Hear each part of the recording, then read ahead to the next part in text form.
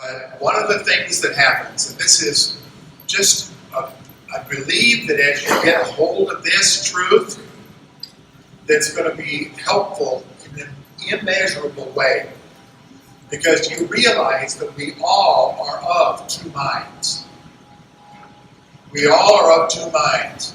We do a lot of blaming the devil for a lot of things that is really not him, although he has been working with supporting one of our minds. But we become so used to thinking with the natural, limited mind that it is just the way we think. And then all the devil has to do, he doesn't have to do anything but offer us a suggestion that's negative or fear-filled or discouraging, and then confirm it. But usually there are just a lot of real subtle questions that we have. Like, for example, when you're up here, do you know one of the most common questions to be asking right while you're praying is, I wonder if it's going to work, I wonder if it's going to work, I wonder if it's going to work. And you know, a lot of people, when they are praying, they are doing a lot of praying because they're trying to talk themselves into it while they're praying. And that's why it's really good to give silence for a moment. Because it's not you doing it anyway. And you know, it's not you doing the right thing that will get your right mind in the right order. How many of you realize you cannot reform your natural mind? And many of you are trying to get better in the way you think by making your natural mind think right. You can't make your natural mind think right. Period. Your natural mind is at enmity with God. Your natural thought process, which is the way that we've all been trained to think in this earth, it's not just sin. It's the way we think in the limited terms of what we can and can't do, how we're limited. And it is all of those thoughts of limitation. A lot of times, not always, but a lot of times we're trying to pray things away and trying to beg the devil or ask God to make the devil stop or whatever, when the problem is not the devil. The problem is the way you think and what you accept as real. Because the Lord said, with the mind of Christ, you live in a new reality. And you cannot train your natural mind to think right. You have to decide. It says, Jesus said, only believe. And he did not mean by that, try real hard to make your natural mind believe. Stuff it full of as many scriptures, although that's a good thing, because it's training you to think the way the mind of Christ thinks. But if you are trying to confess scriptures and trying to do something of some kind of law works, I mean, it can be a law work even though it's new covenant. It sounds right. I mean, it's, you know, because we've been trained well. Here's the way you do faith. You confess the word. And you do. I mean, you do. Why do you confess the word? Not because it makes anything happen, but because it gets you to agreeing with the mind of Christ within you.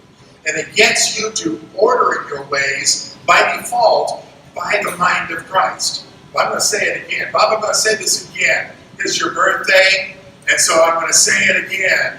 You know you cannot reform the natural mind.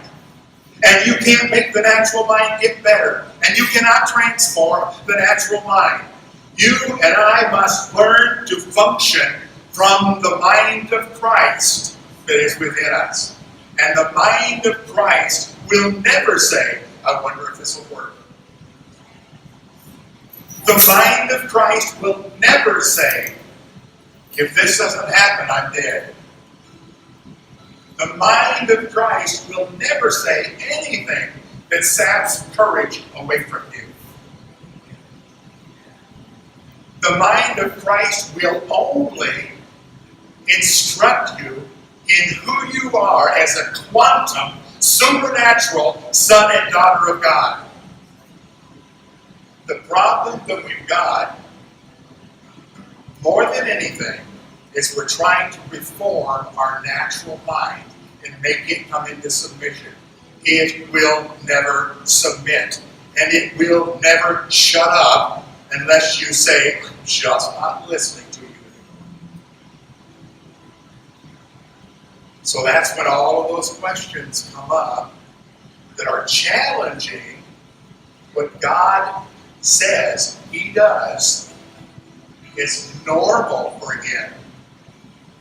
Any question that comes up that challenges the honesty and veracity of God and His Word, that didn't necessarily come from the devil. He just plants thoughts. See, he's really got the power. It says in the Word, He was stripped of all that. But He suggests things to us. And our natural mind is so used to thinking all of the courageless, weak, discouraging, accusatory, fearful things in our society because we're surrounded with it. And we think that's the natural way to think. And it is the natural way to think. So we just automatically do it. And all He has to do is just suggest something that sounds really reasonable. Really. He suggests stuff that sounds reasonable, and oftentimes He puts verbalized religious garbage on it. And what I mean by that is it's our natural reasoning. We can make it sound real spiritual. But we need to simply learn, what does the mind of Christ say? I will only listen to the mind of Christ. And if anything sounds at all like it's not the mind of Christ, I refuse to listen to it. And I choose, even if I think it makes me look like a fool, or feel like a fool, or be unreasonable, I choose to rely upon the mind of Christ to give me the wisdom and how to function in this situation or that situation. We are at two minds, the mind of the flesh and the mind of Christ. Starve the mind of the flesh and feed the mind of Christ. And make that your objective. What are we to do?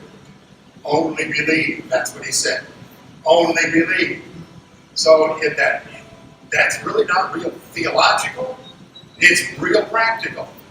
It's simply saying, think about potential in me and don't think about limitations.